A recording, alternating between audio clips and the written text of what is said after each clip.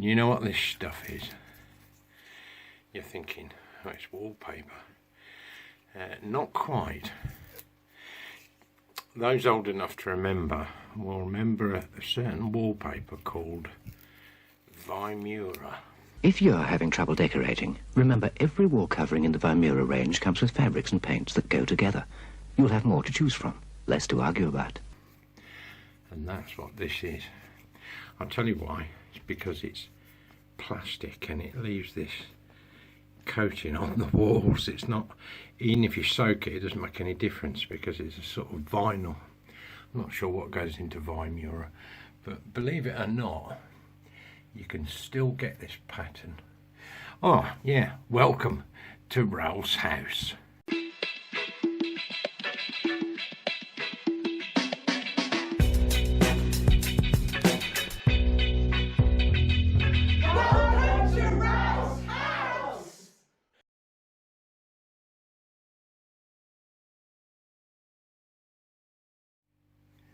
Yeah, I'm down the far end of the kitchen, which is an area that I said I wasn't going to do until next winter because I've got 2 other rooms to do. But the reason I'm down here is because this is my back door, and it used to be wooden with glass panels in it. And believe you and me, it was freezing cold in winter, absolutely Baltic. If you came down to make a cup of tea in the middle of winter, not forgetting the porch doors at the front, they were just as bad. And why in his lifetime my dad didn't have those front doors done, I don't know. He was losing so much heat. Anyway, I bought a second-hand UPVC door, which was the correct width. I've been looking for months, because bearing in mind the cost of the porch doors, which was close to £3,000, God, I still choke over the thought of it. Well, beautifully fitted, no argument of that, and I definitely couldn't have done it, but it was still an awful lot of money. Anyway, I had those done, and then I thought I really got to get this back door done, so I got this second-hand one. And it was fine, except it had a big skylight above it, which was actually taller than the frame it's fitting in.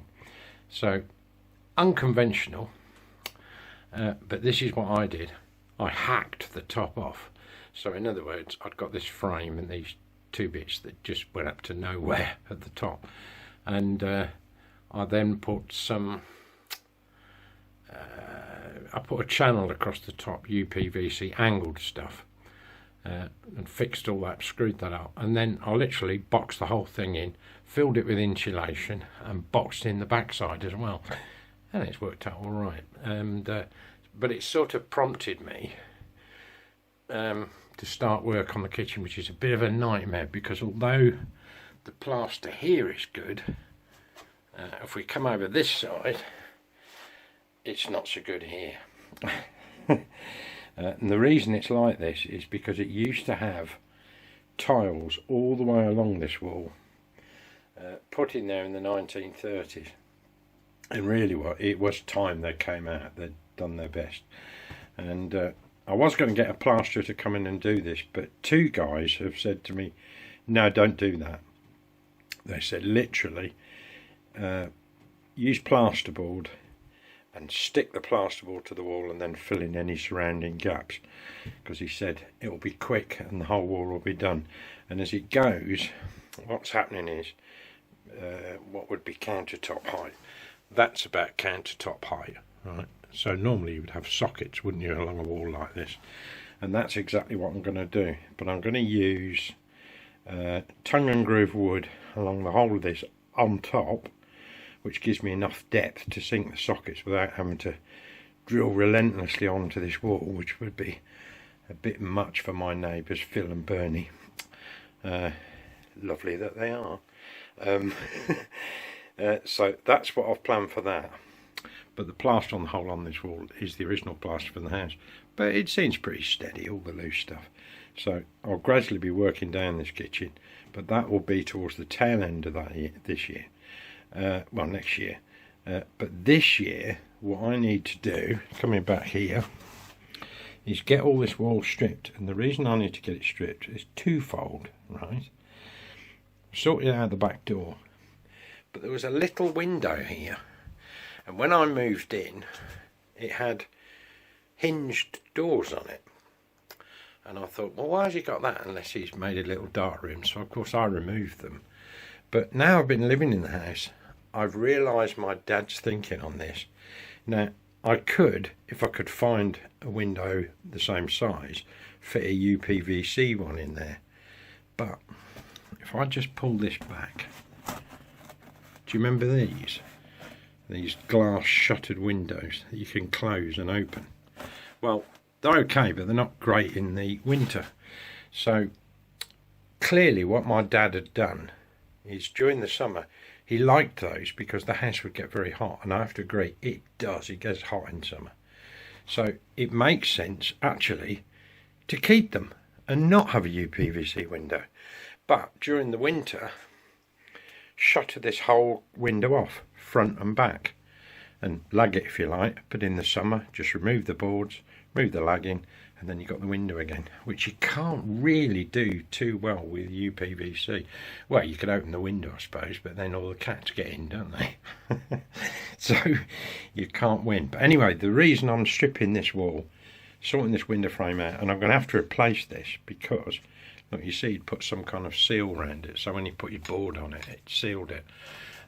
But here, he'd cut out a big chunk, I'm assuming for a cable, which really, well, pointless having this seal on it, isn't it, really, because you're getting a gap through it. So I'm going to reinstate the frame. There are a couple of cables that run through this window, and I'm going to reroute those. They're actually going to go through this outside wall because it makes more sense. The other side of this, there's a small wooden shed which is also coming to the end of its life. I will probably reinstate it, but I may well rebuild it from scratch. But at the moment it is sheltering some timber and essential building materials in there at the moment, so it has to stay. But I do want to reroute these cables, particularly for my solar setup, so the whole thing's nice and tidy. But the reason I'm clearing this wall is because, see that red thing down there? That is a diesel heater, and from what I've read, they can be as little as 7p per kilowatt hour, which is really cheap compared to gas. What is it, 38p? I don't know. Either way, it's really cheap to run, and it would get the house, at least this ground floor, up to at least 17 degrees, even in, you know, wintry weather. So it's a no-brainer, and I've bought heating oil for it as well, sort of a kerosene-y type stuff. Now when people fit these, I've noticed, most people put them outside, and I can see why they put them outside, because if potentially you get an exhaust leak, you can have carbon monoxide in the air. That wouldn't be good for you, would it? But I've got a carbon monoxide tester, you know, monitor, which I'll be running, and I'll also be ensuring all the exhaust pipes are tight. Now the reason I'm putting it inside is because the exhaust pipe that goes out is about that size. It's about 25mm. The heater outlet, on the other hand, is about that big. It's about 50mm. So the choice between putting a massive hole through a wall or 125mm, for me it's no brainer. The exhaust is going out and the heater is going to stay in here, and also it means it's not having to heat cold air all the time. So you're thinking, well, that's a bit Flintstones, isn't it, Ralph?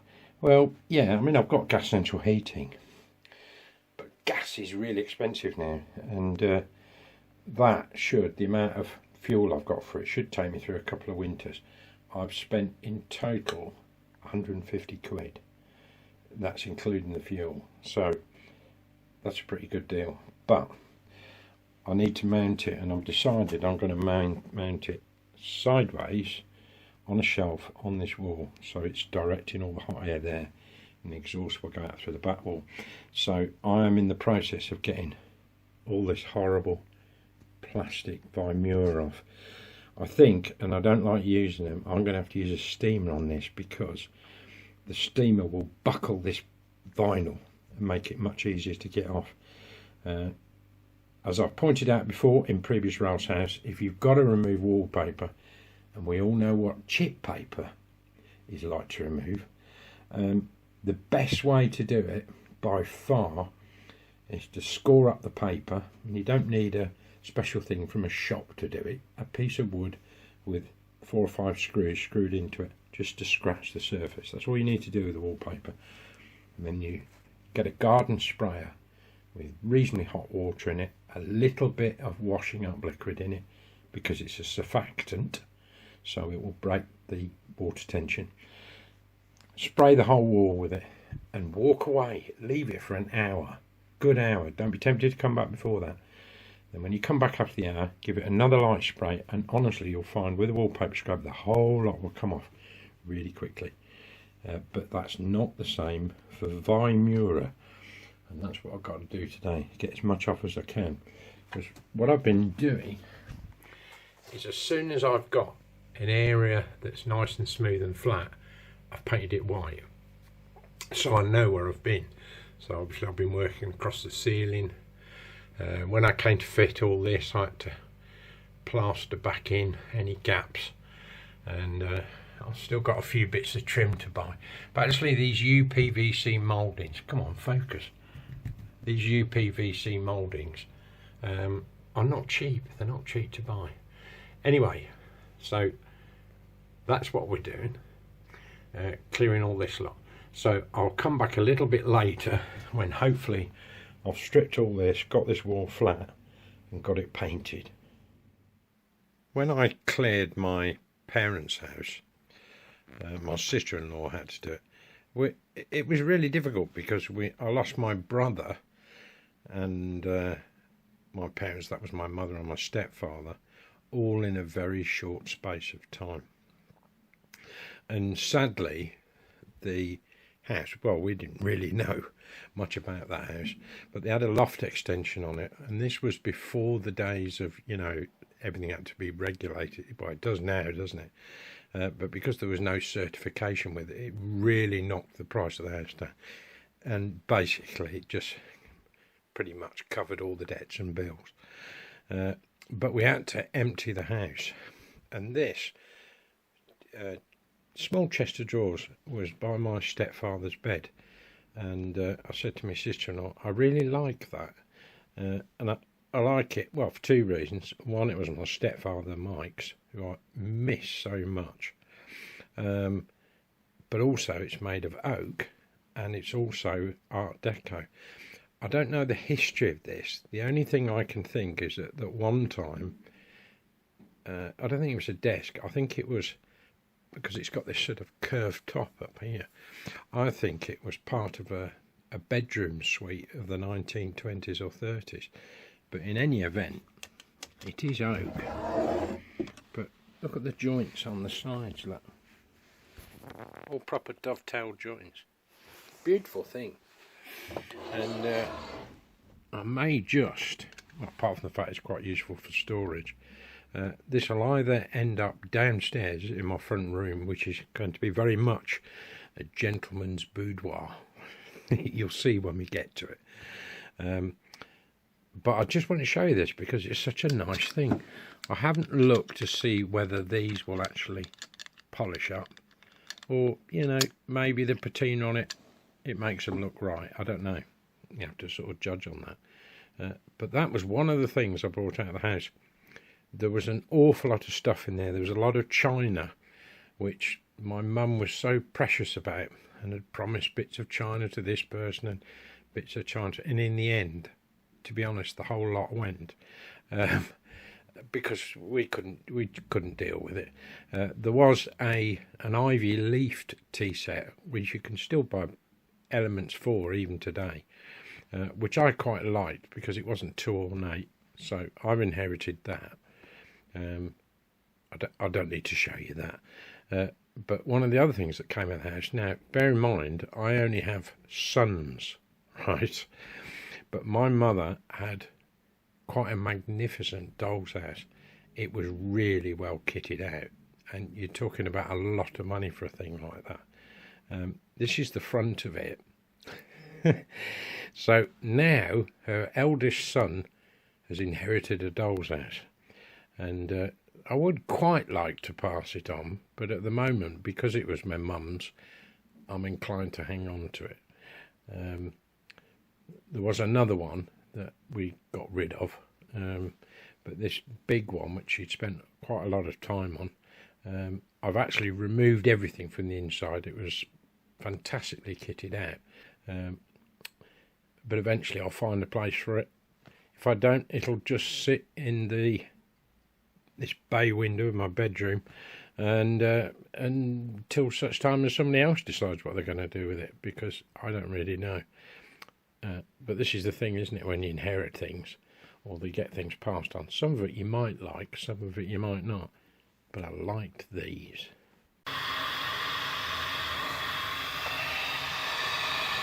I've got to say, I absolutely hate using wallpaper strippers. Not least of which because they're so expensive to run. I mean, you just boil in a kettle endlessly, aren't you? But it is shifting this vinyl type paper. Look, I guess really what it's doing is sort of semi-melting it and making it pliable. I've spent quite a while trying to strip this stuff,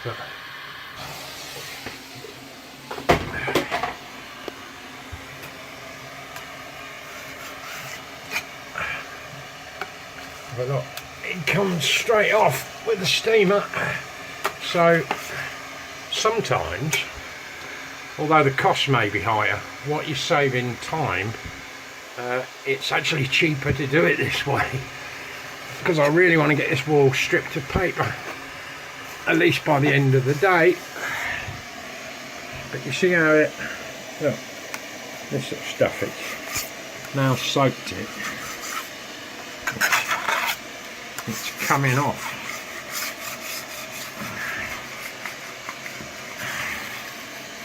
Well, I think I'm going to be here for some time, aren't I? But not as long as I would have been if I hadn't used the stripper. So there's my tip: if you're going to remove Vimura, you definitely want a wallpaper stripper. Incidentally, and you know me, I like to save a few pennies. Lidl do their own brand of fabric conditioner. I generally don't buy fabric conditioner, and if I do use it, it's usually on things like socks, which do need fabric conditioner. We all know this, especially men's socks. Doozy, it's a strange name, isn't it? But they do it in a few different scents, one of which is coconut. Now my son detests coconut. He really doesn't like it. Doesn't like the texture of it. Nor does my friend Andy Bellamy. He hates coconut. A lot of people do. So we won't cover the demise of Caramac, which I did like, but it's not the only chocolate to disappear. I will leave a link underneath this video for you to explore the chocolate bars we have lost. There are many. Anyway, doozy. This particular one, Summer Sun, because I said to my son, why don't they do a banana scent fabric conditioner? Why don't they do a banana one? He said, yeah, that'd be good, wouldn't it? But this one, Summer Sun, does have a hint of banana in it, I think.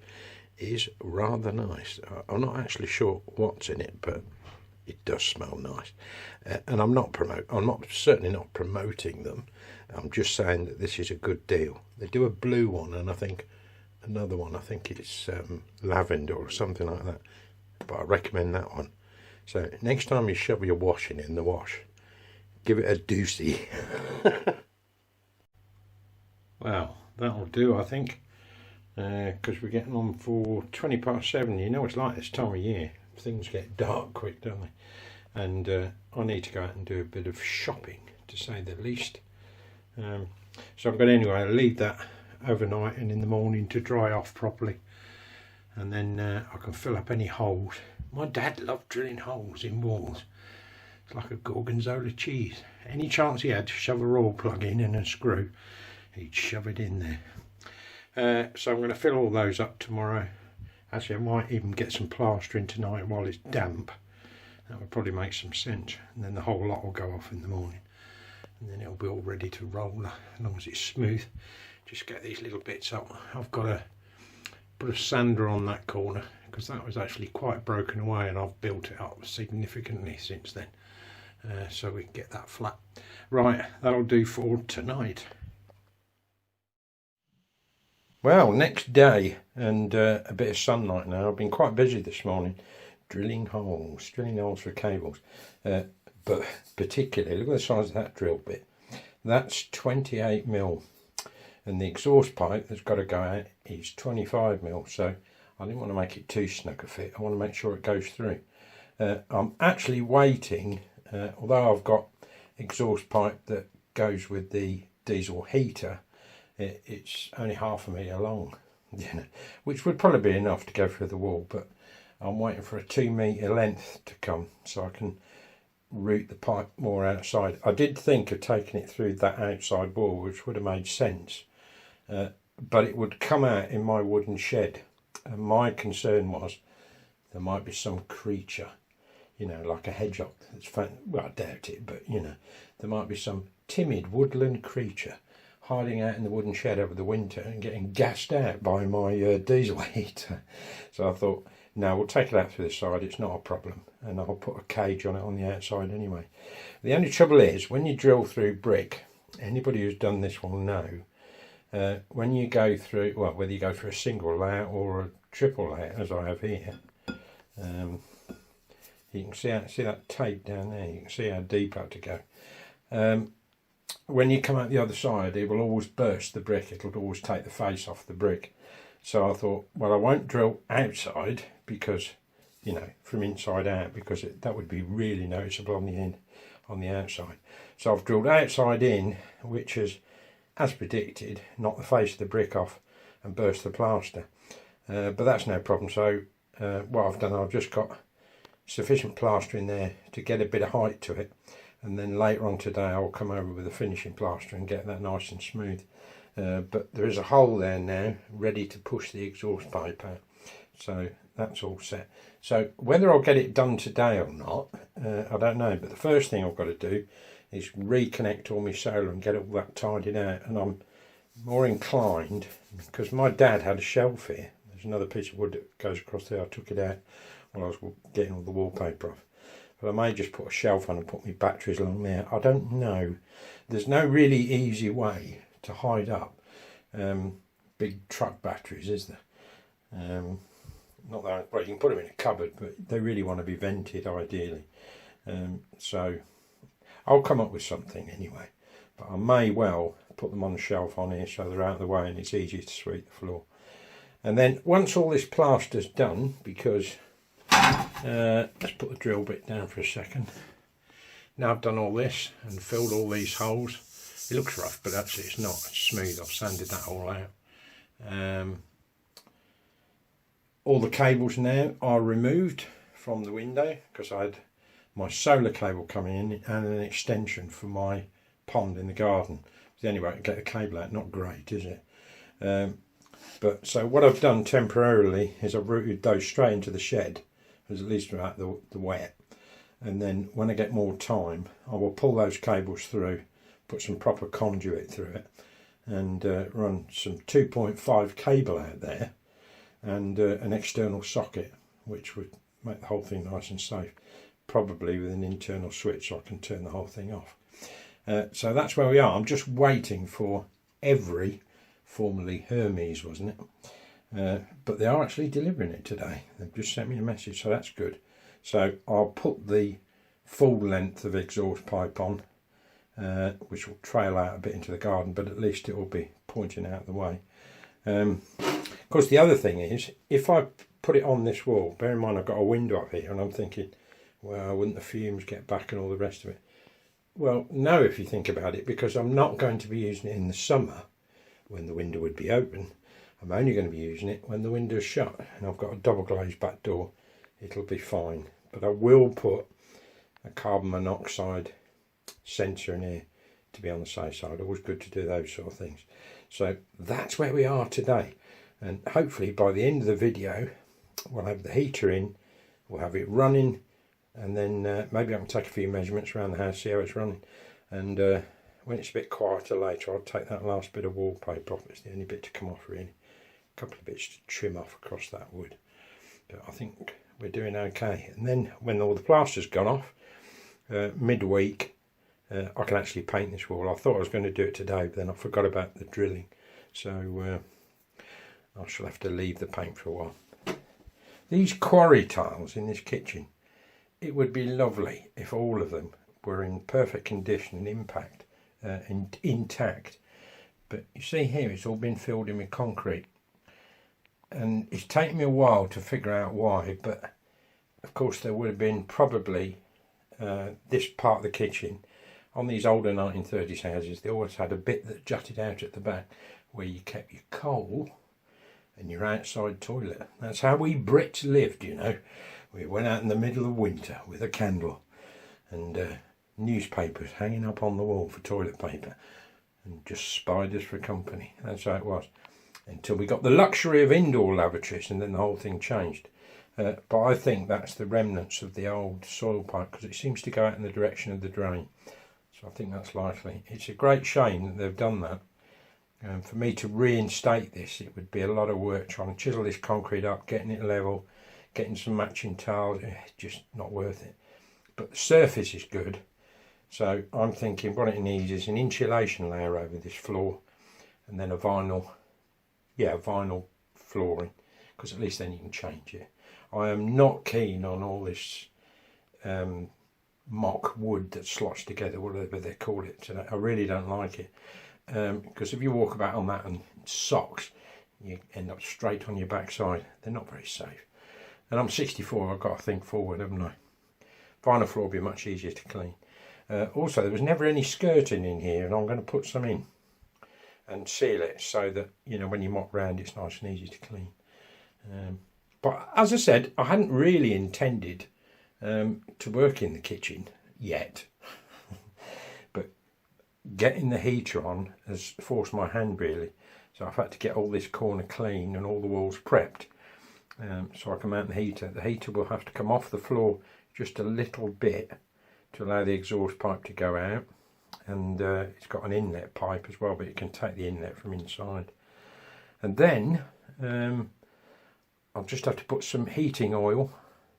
Well, it's like it's a heating oil, sort of kerosene type mix in the heater, and then I'll fire that up and see how it runs. Right, I shall press on because I've got loads to do. Right, so we're coming along. I've still got a bit more to paint behind there, but I can get to that regardless of whether the heater's there or not. Main thing, as long as I've got this wall done and the hole drilled. It looks quite small, doesn't it? But it's anything up to, well, they claim anywhere between 5 and 8 kilowatt. It's probably more like 4 to 5 kilowatt. That's my guess. They are made in China, but they are proving extremely popular because they're easy to fix, they're easy to work on if you have any problems with them. And a lot of people use these in camper vans now. I can see why, because they don't have kick-outs of heat. I'll be running mine on heating oil, which is a bit like a very rough diesel, isn't it? But there are those that run it on cooking oil, old engine oil, all sorts of stuff. I won't be doing that. I shall stick to fairly clean stuff. And I don't want to be polluting the atmosphere any more than I have to. So in terms of consumption, because you can run them on diesel, but diesel's more expensive than what I paid for the heating oil, that's for sure. I've got a huge, great big drum of it. As I mentioned, that and the oil came to 150 quid, which I thought was all right. Because these heaters, you can still buy them for 99 quid. But remember, you do have an exhaust and it has to be vented to the outside, which is why a lot of people fit them on the outside of the house. But I'm just thinking, yeah, when it's like minus 20 or something, and then you're trying to heat freezing cold air, I didn't like the idea of that. So that's why I've chose to put it indoors. There is the added hazard, I suppose, that when you come to fill it up, you might spill some, because heating oil stinks. It really does. But you know, I use a funnel. I'll be very careful with it. Anyway, I've 3/4 filled the tank up, which should be good for 2, maybe 3 evenings. And I will leave my kitchen door open, which should heat all of the hallway, all the way upstairs, which is where, to be honest, we spend most of our time. And then when I get a bit more time in the week, I'm going to take this. I was going to put a shelf across there, but I've decided against it. I've got a better idea. So I shall take that batten off the wall, fill those holes, and then finish painting off all the rest of that. Yeah, so exhaust is on. Only thing I've got to do is hook it up. Now I'm going to hook it up to my solar system, and it needs a 12 volt supply, but if you run a 240 to 12 volt supply, if your power goes off, this heater goes off, and it needs a cooling down sequence. So I'm going to be running off my solar batteries, because it draws a bit when it first starts up, but after that very little. And although we are now in November, almost mid-November, there's not as much light about. Next month will be exceedingly worse, but it's always enough just to trickle charge these 3 batteries. And for the last 2 years I run all my domestic lighting off these. As soon as I get into summer, I can plug my kettle in, my fridge freezer will go into the system, my fridge will go into it. So all the background stuff, I'm not, well, I am paying for it because I've set up all the solar system, but I'm not paying an energy company for it, which is why I've done it. But I agree, it looks untidy. So as a lot of people do, I'm going to box this in completely, and it'll just have an outlet hole on one end to kick out the heat, so that'll all disappear. But it'll be constructed as such that if I need to actually get at the heater, it's easy to take apart. Do you know what I mean?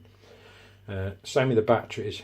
They're going at the end of the freezer, and they'll be boxed in as well with a vent. There's a batten on that wall because when my dad lived here, he had a shelf on it, and I did think about putting my batteries on the shelf, but I don't exactly want to display them, do I? So I will take that batten off, and I'll get the rest of that wall painted, because I can still get behind it. So that's it really. So next stage we'll be starting it up and see how it runs. You'll notice at the moment that it's standing on, well, they're 2 bricks and 2 blocks of wood. The reason is to get the height right, and it made sense to actually have a brick base right at the bottom. But what I will do, as I say, I will eventually box this in. But there's no point in boxing it in until I've had it running and tested, and you know, so I'm familiar with how to use it and all the rest of it, because there's quite a lot on the settings. You can tweak the air fuel mixture if you want. So that's it. I think we've sort of come to the end, and then just before we finish this week, we'll fire it up and get the whole thing running. Well, I've cranked that up to its highest setting, and that's why it's noisy, and it's hot in here, really hot. So if you want to know more about these heaters, I'll leave a link below to a channel by David McCluckey. Amusing guy, and he's covered just about every aspect of these diesel heaters. But I can't believe it's warm in this kitchen. This is the first time in 3 or 4 years, but it is really hot. So I think this is going to save me an awful lot of money on the heating. Again, just a reminder down beneath, if you want to find out about missing chocolates, I'll provide a link to that as well. Thanks for watching, and the diesel heater is in.